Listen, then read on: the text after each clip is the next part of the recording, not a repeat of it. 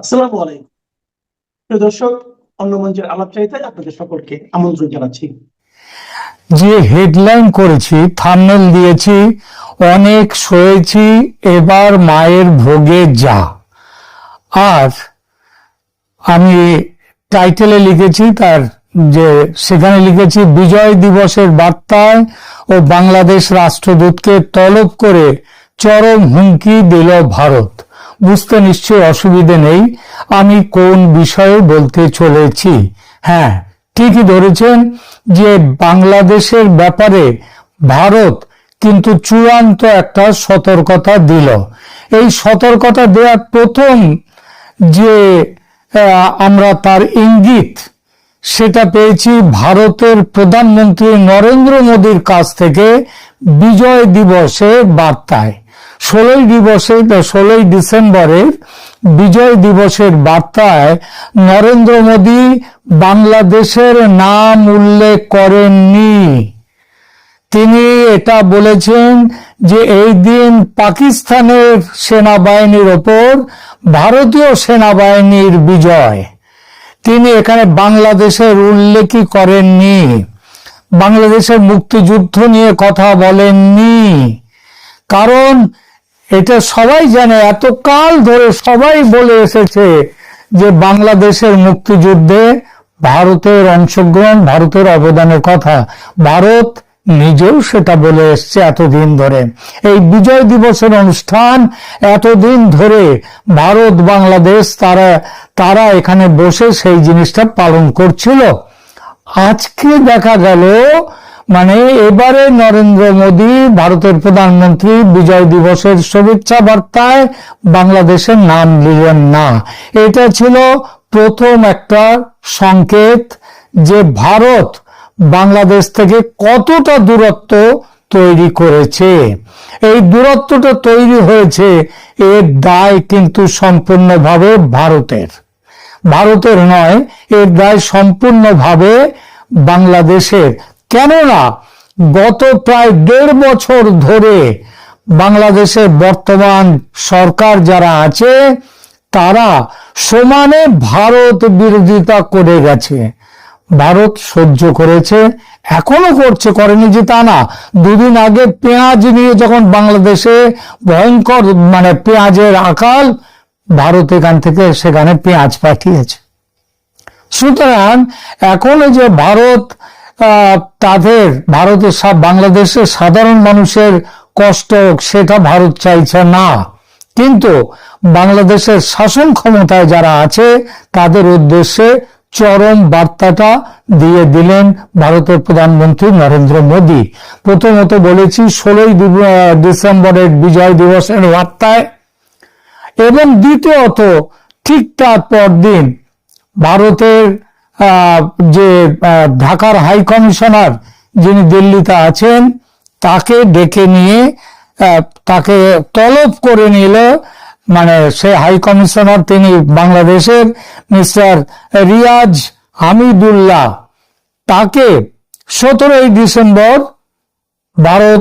ভারতের external affairs ministry, পররাষ্ট্র দপ্তর তাকে তলব করল। তলব করে কি বার্তা দিল সেই বার্তাটা আপনাদেরকে এইবার সেই বিষয়টি নিয়ে আলোচনায় যাচ্ছে। প্রথমে ছোট্ট করে আমি পড়ে নিই যে বাংলাদেশের যে হাই কমিশনারকে সেখানে পররাষ্ট্র দপ্তরে ডেকে নেওয়ার ব্যাপারে ভারতের পররাষ্ট্র দপ্তর থেকে যে নোট জারি করা হয়েছে সেইটা একটু পড়ে দেখছি। ডিসেম্বর 17, 2025, হেডিং হচ্ছে নোটের, Bangladesh high commissioner to India summoned by the ministry of external affairs. এখানে এইবার নোটে লেখা হচ্ছে the Bangladesh high commissioner to India his excellency mister Riaz Hamidullah was today December 17, 2025 summoned by the Ministry of External Affairs and apprised of India's strong concerns at the deteriorating security environment in Bangladesh. His attention was drawn in particular to the activities of some extremist elements who have announced plans to create a security situation around the Indian mission in Dhaka. এটা হচ্ছে বেশ বড় সড়ো press note দেওয়া হয়েছে, একেবারে ছোট্ট নয়। সেখানে প্রথম প্যারাগ্রাফেই বলা হলো, তাকে ডেকে নিয়ে সাবধান করে দেওয়া হয়েছে, তার দৃষ্টি আকর্ষণ করা হয়েছে যে বাংলাদেশের কিছু জঙ্গি এক্সট্রিমিস্ট এলিমেন্টস, এর বাংলা একটাই হয় উগ্রপন্থী মানে জঙ্গি, তারা ভারতের যে হাই কমিশন আছে ঢাকায়, সেই হাই কমিশনের চারদিকে তারা যে সিকিউরিটি প্রবলেম, তারা শান্তি শৃঙ্খলা ভঙ্গ করার যে ব্যাপারটা সেটা করেছে, সেই ব্যাপারে তার দৃষ্টি আকর্ষণ করা হয়েছে। এরপরে আপনাদেরকে বলে, আর বড় আগেই বলেছি যে এটা একটা বড় চিঠি, বড় প্রেস নোট, খুব একটা ছোট নয়, সম্ভবত চারটি তার পরিচ্ছেদ আছে, 4টি প্যারাগ্রাফ আছে। সেখানে বলা হয়েছে, প্রথম প্যারাগ্রাফে বলেই দিলাম যে সেখানে বলা হয়েছে যে প্রথম অনুচ্ছেদে সেখানে বলা হয়েছে যে কিছু চরমপন্থী উপাদানের কার্যক্রমের দিকে যারা ঢাকায় ভারতীয় মিশনের চারপাশে নিরাপত্তার একটা সংকট সৃষ্টি ঘোষণা দিয়েছে। দ্বিতীয় অনুচ্ছেদে আছে ভারত বাংলাদেশের সাম্প্রতিক কিছু ঘটনা সম্পর্কে চরমপন্থী যারা তাদের সৃষ্টি করা মিথ্যা বর্ণনা সম্পূর্ণভাবে প্রত্যাখ্যান করে।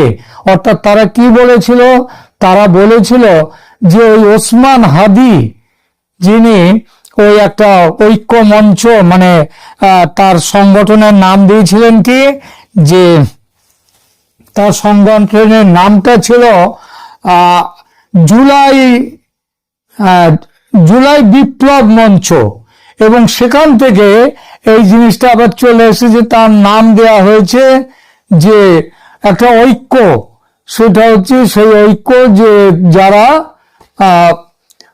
এখানটায় একটা দিয়েছে যে ভারতের হাই কমিশন অফিস যেটা রয়েছে ঢাকায়, সেইখানটা তারা অভিযান করবে। দ্বিতীয় অনুচ্ছেদে বলা হয়েছে ভারতের নোটের, সেখানটায় বলা হয়েছে এই চরমপন্থীরা এরা এই জিনিসটা করছে। ভারত সরকার মনে করে যে অন্তর্বর্তীকালীন সরকার পুঙ্খানুপুঙ্খ তদন্ত পরিচালনা করেনি এবং ভারতের সাথে এই বিষয়ে অর্থপূর্ণ প্রমাণ শেয়ার করেনি।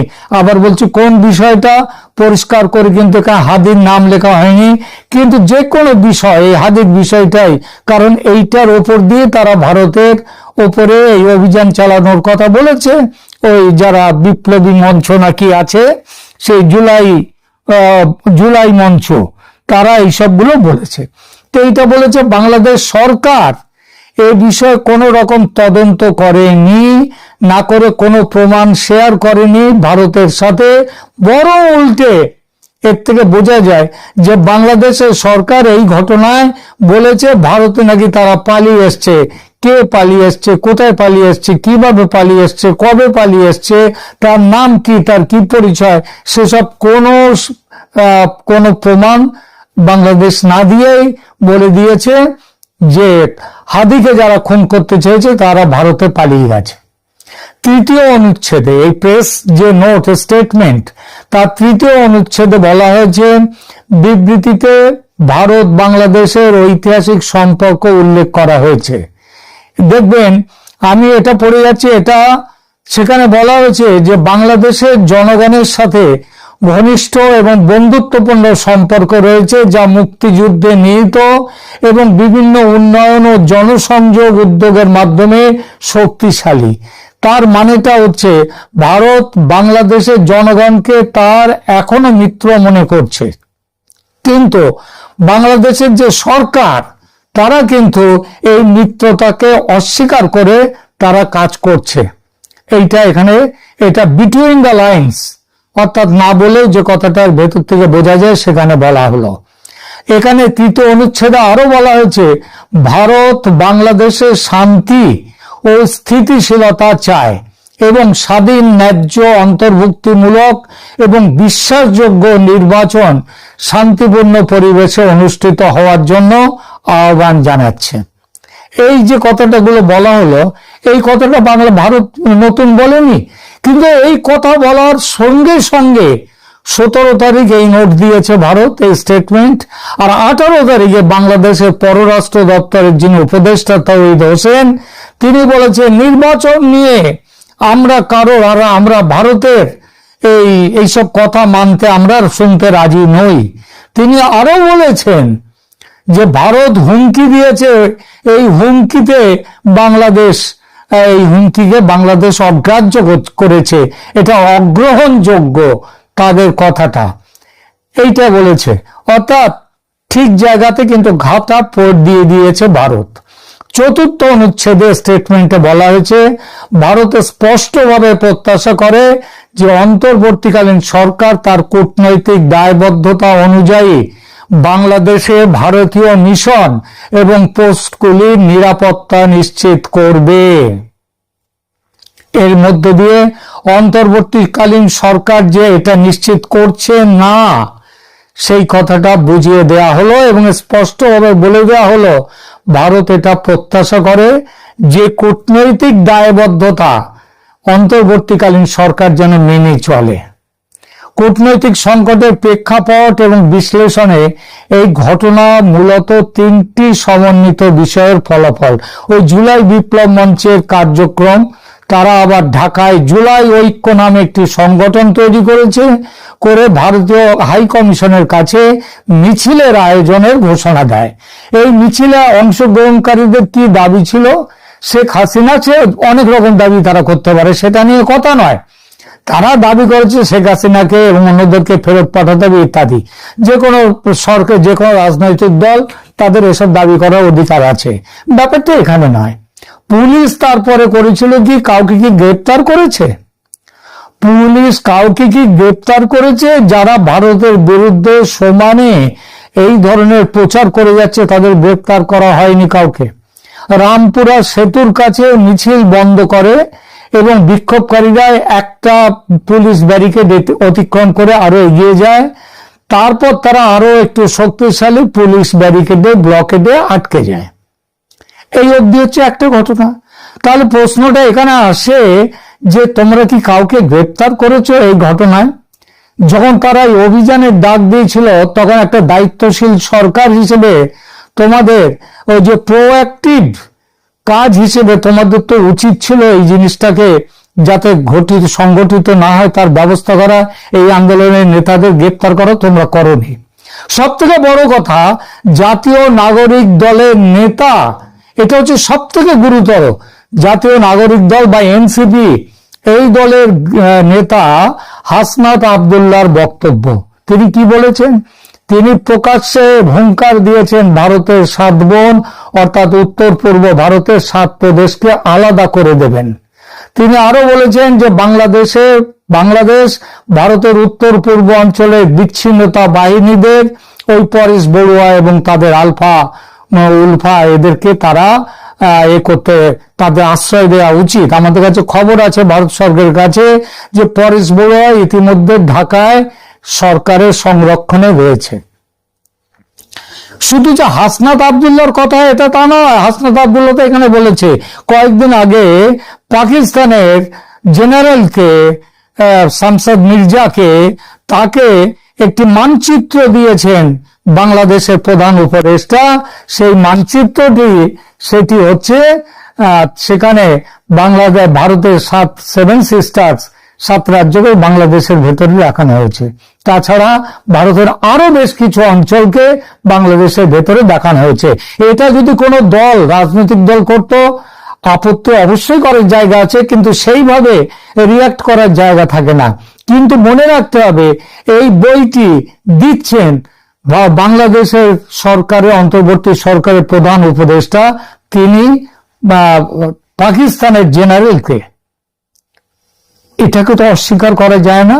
সুতরাং হাসনাতের যে কথাবার্তা এটা গুরুত্বহীন, এতে গুরুত্ব দেওয়ার দরকার নেই। এইসব যারা বলছে বাংলাদেশে আজকে, তাদের কথাই গুরুত্ব দেওয়া যায় না।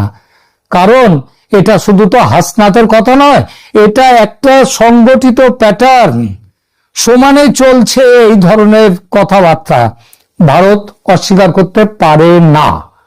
তা অস্বীকার করতে পারে না বলে ভারতের ওই যে 1ম অনুচ্ছেদে প্রেস নোটে সেখানে যে কথাটা বলেছে ভারত, এখানে বিটুইন দ্য লাইন্স কি বলেছে সেই জিনিসটা কিন্তু আপনাদের ধরতে হবে।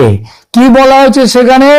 সেখানে বলা হয়েছে কিছু চরমপন্থী উপাদানের কার্যক্রমের দিকে ভারত দৃষ্টি আকর্ষণ করেছেন ঢাকার হাই কমিশনারকে, যিনি বাংলাদেশ হাই কমিশনার দিল্লিতে যিনি আছেন, তাকে উদ্দেশ্য বলেছেন যে চরমপন্থী উপাদান মানে কি? Extremist forces. এই এক্সট্রিমিস্ট ফোর্সেস মানে জঙ্গি, অর্থাৎ বাংলাদেশে জঙ্গিদের এখন মানে ভীষণ ভাবে তারা বাড়ছে, বাড়বাড়ন্ত চলছে, এবং তারা বাড়বাড়ন্ত যে হচ্ছে সেটা বাংলাদেশ সরকারের প্রশ্রয়ে। সুতরাং তৌহিদ হোসেন উনি যাই বলেন, যাই অস্বীকার করেন, সত্যিটা তিনি বলেছেন। আবার আজ 18 তারিখে তিনি ঘোষণা দিয়েছেন বাংলাদেশের মাটিতে ভারত বিরোধী কার্যক্রম হবে না। আরে করছেন তো তাই, আবার হবে না কি? সেই কাজ করা হচ্ছে, জঙ্গিদের মুক্তি দেওয়া হচ্ছে, তারা ভারতে নানা রকম কাজ করছে। দিল্লিতে কয়েকদিন আগে বিস্ফোরণে তাদের যোগ ছিল, তারও প্রমাণ দিয়েছে ভারত বাংলাদেশকে। তারপরেও বাংলাদেশ আমি করব না।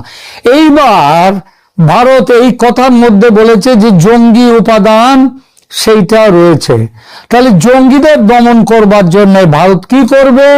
যেটা করবে সেটা দেখিয়ে দিয়েছে অপারেশন সিন্দুরে পাকিস্তানে। আজকে এই 1.5 বছরের মাথায় এসে, প্রায় 1.5 বছরের মাথায় এসে ভারত এখন বাংলাদেশের কাছে এখন পরিষ্কার করে দিয়ে দিল, অনেক সহ্য করেছি, অনেক সয়েছি, আর নয়, এবার মায়ের ভোগে যাও। মায়ের ভোগে যাওয়া মানে কি? বলি প্রদত্ত হওয়া। এবার বলি চড়ানো হবে তোমাদের। এটা চরম হুঁশিয়ারি। মানে এবার সামরিক অভিযান। এতদিন ধরে তৈরি চলছিল, ভারতের সমস্ত গোছগাছ চলছিল, এইবার সেইটা গোছগাছ শেষ করে এবার ঝাঁপিয়ে পড়ার সময় এসে গেছে। যে সুইসাইড করতে চায় তাকে কেউ বাঁচাতে পারে না। বাংলাদেশের যে সরকার এখন আছে, এই সরকারের সঙ্গে যারা আছে তারা সুইসাইড করতে চায়। ভারত অনেক বাঁচাবার চেষ্টা করেছে এতদিন ধরে, আর বাঁচাবার চেষ্টা করবে না, সেই বার্তাটা দিয়ে দেওয়া হয়ে গেল। এখন অপেক্ষা, যে কোনো দিন সামরিক অভিযান শুরু হয়ে যাবে, বলে দিলাম, লিখে নিন। ধন্যবাদ।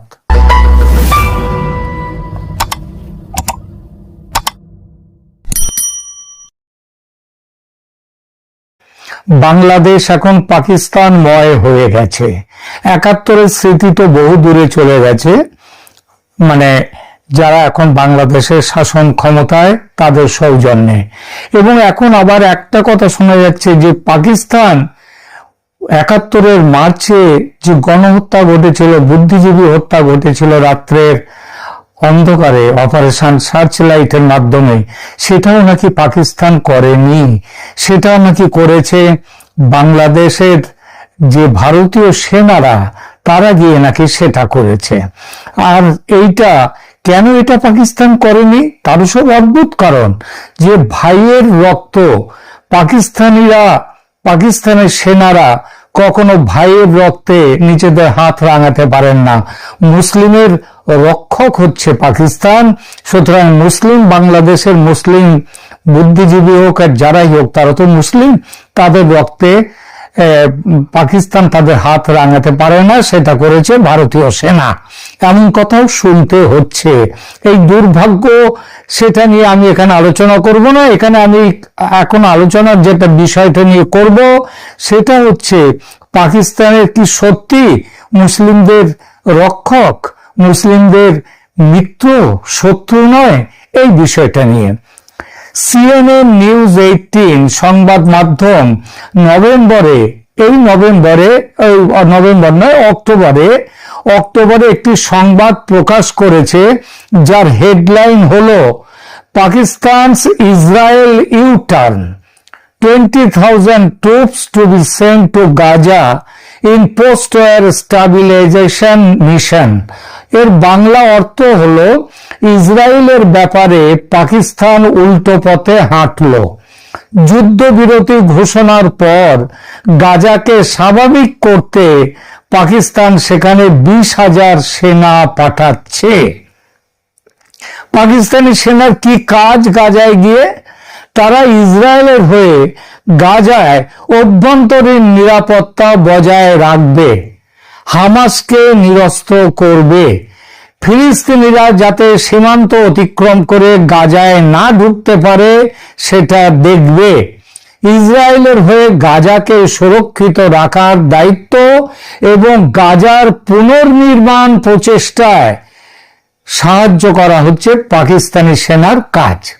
এক কথায় প্যালেস্টাইনের মানুষকে গাজা থেকে চিরকালের জন্য নির্বাসিত করার ইসরায়েল মাস্কিনি চক্রান্ত বাস্তবায়িত করবে পাকিস্তানের সেনা।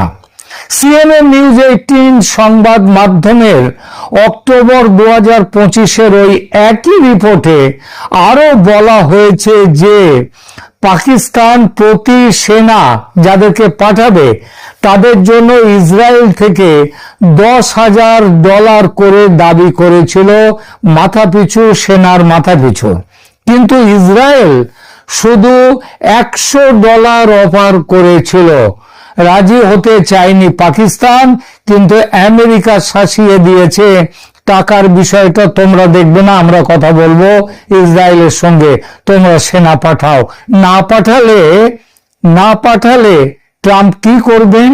ট্রাম্পের প্রশাসন সম্প্রতি 2025-এর এই ডিসেম্বরে, একেবারে সম্প্রতি, পাকিস্তানের F-16 বিমান বহর যেগুলো আমেরিকা পাঠিয়েছিল তাদের আধুনিকীকরণের নাম করে $686 মিলিয়ন প্যাকেজ অনুমোদন করেছে। সেটা দেবে না যদি পাকিস্তান সেনা পাঠাতে রাজি না হয়। এছাড়া IMF এর, ইন্টারন্যাশনাল মনিটারি ফান্ডের $7 বিলিয়ন যে ঋণ এবং $1.4 বিলিয়ন যে জলবায়ু স্থিতিস্থাপকতার তহবিল, সেটাও আটকে দেয়া হবে। বিশ্ব ব্যাংক থেকে ঋণ মিলবে না, বকেয়া ঋণের কিস্তি পরিশোধ করার জন্য চাপ আসবে এবং ইসলামী উপসাগরীয় রাষ্ট্রগুলোকে বলে দেয়া হবে পাকিস্তানকে কোনো আর্থিক সাহায্য যেন না দেয়া হয়। আরো আছে 9/11-এর সেই যে টুইন টাওয়ার ধ্বংসের প্রেক্ষিতে যে নিষেধাজ্ঞা বা স্যাংশন পাকিস্তানের উপর চাপিয়েছিল আমেরিকা, তার বেশ কিছু এখনো আছে, সেটা কিন্তু তোলেনি আমেরিকা। আমেরিকার কথা না শুনলে সেই স্যাংশন থেকেই যাবে। চাপের রাজনীতি খুব ভালো বোঝে আমেরিকা। বাইডেন সাহেব যাওয়ার আগে গত বছর ডিসেম্বরে পাকিস্তানের মিসাইল প্রোগ্রামে নিষেধাজ্ঞা আরোপ করে গিয়েছেন। আসিম মুনির খুব চেষ্টা করছেন ট্রাম্প সাহেবের মন জুগিয়ে এই সব সমস্যা থেকে বেরিয়ে আসতে। আর ট্রাম্প সাহেবও বুঝে গেছেন পাকিস্তানের কোনো উপায় নেই, এমনই ভিকিরির দশা হয়েছে পাকিস্তানের। সুতরাং জাদ ভাই ফিলিস্তিনিদের রক্তে মাখা হাত, সেই রক্তে মাখা ভাত যদি খেতে হয় তাতেই বা ক্ষতি কি? তাছাড়া পাকিস্তানের রক্তে আছে, সধর্মী ভাইয়ের রক্তে হাত রাঙানোর লম্বা ইতিহাস। বাংলাদেশের কথা তো শুরুতে বলেছি, সেটা তো অনেকে মানতে চাইছেন না, না মানুন। তাহলে শুনুন, এই প্যালেস্টাইনিদের কি করেছিলেন পাকিস্তানি জেনারেল জিয়াউল হক সাহেব, সেটা তো খুব পুরনো ইতিহাস নয়। জর্ডানে, ওই মধ্যপ্রাচ্যের জর্ডানে ব্ল্যাক সেপ্টেম্বর 1970 নামে কুখ্যাত হয়ে রয়েছে সেই ঘটনা।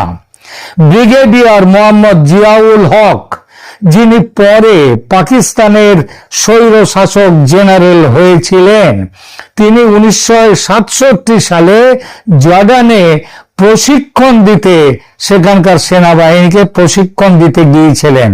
আর 1970-এ তিনি মানে জিয়াউল হক সরাসরি জর্ডানের রাজা হুসেনের প্যালেস্টাইন মিশনে জড়িত হয়েছিলেন। কি মিশন? মিশনটা হচ্ছে 1970-এর সেপ্টেম্বরে যখন ফিলিস্তিনি প্রতিরোধ গোষ্ঠীগুলি জর্ডানীয় রাজকীয় কর্তৃত্বকে চ্যালেঞ্জ করেছিল, জিয়াউল হক সরাসরি সামরিক অভিযানের দায়িত্ব নিয়েছিলেন জর্ডানের হয়ে।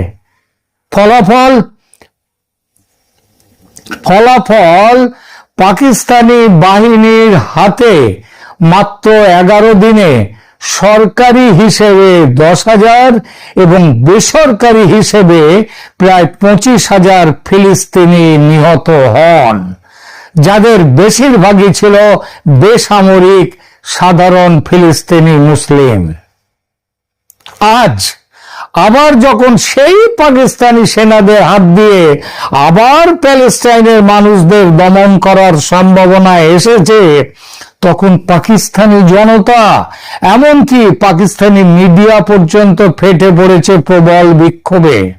পাকিস্তানের মিডিয়া এখনো বাংলাদেশের মেইন স্ট্রিম মিডিয়ার মতো ওই ইউনুস ভজনাতে, জামাত ভজনাতে নিজেদেরকে সেই স্তরে নামিয়ে আনেনি।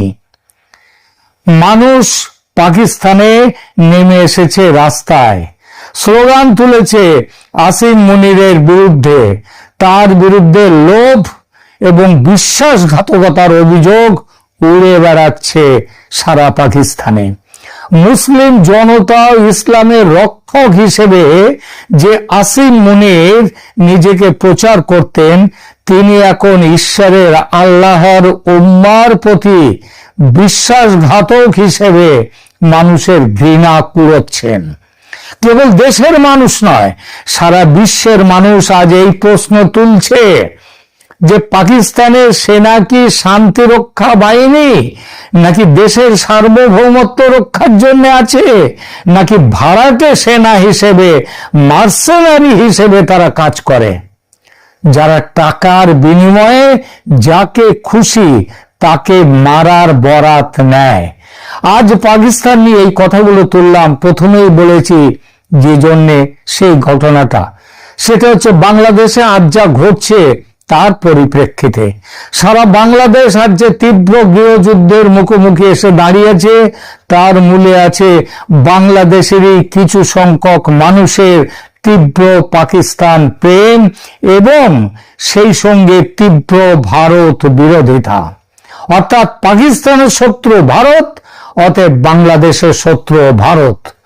আর এই প্রেম ও বিরোধিতার মূলেও আছে আরেকটি জিনিস, সেটা হচ্ছে ধর্ম।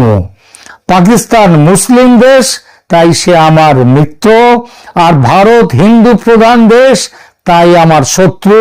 তাই ভারত যতই আমার পাশে দাঁড়াক, এর বাইরে আর কোনো কারণ নেই। যারা এই রাজনীতি দিয়ে জ্বালিয়ে দিচ্ছে আজ বাংলাদেশকে, তাদের উদ্দেশ্যে বলি, ধর্ম দিয়ে শত্রু মিত্র বিচার করবেন না।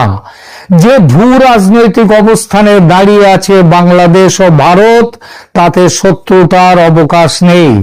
এটা ভারতের ক্ষেত্রেও যেমন মিথ্যে নয়, সত্যি, কিন্তু তার চেয়ে ঢের বেশি সত্যি বাংলাদেশের ক্ষেত্রে। কারণ ভারত অনেক বড় দেশ, বাংলাদেশ অনেক আয়তনেও ছোট্ট, সমস্ত দিকেই ছোট্ট দেশ। সুতরাং এখনো সময় আছে। তীব্র ভারত বিরোধিতার ঢেউয়ে ভেসে বাংলাদেশের বড় সর্বনাশ করবেন না।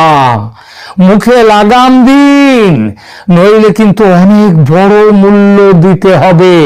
যেভাবে মূল্য দিতে হয়েছে ও হচ্ছে আজ ইউক্রেনকে, যেভাবে ইউক্রেনের বিস্তীর্ণ ভূখণ্ড চলে গেছে রাশিয়ার হাতে, তেমন ভাবে বাংলাদেশের ভূখণ্ড যদি ভারতের দখলে যায় অবাক হবেন না, অবাক হওয়ার কিছু নেই। রাশিয়াকে আমেরিকা, ইউরোপ যেমন স্যাংশন দিয়েও, বহু রকমের বিরোধিতা দিয়ে করেও, অস্ত্র শস্ত্রে সাহায্য করে যেমন কিচ্ছু করতে পারেনি, ভারতকেও কেউ কিচ্ছু করতে পারবে না। এটা জেনে নিন, শুনে নিন। কেউ আসবে না বাংলাদেশের পাশে, চীন তো আসবেই না, পাকিস্তানকে খুঁজে পাওয়া যাবে না, দেখে নেবেন। আল্লাহ সুবুদ্ধি দিন বাংলাদেশের ভালো খিল্ল এই বদমাশদের। ধন্যবাদ।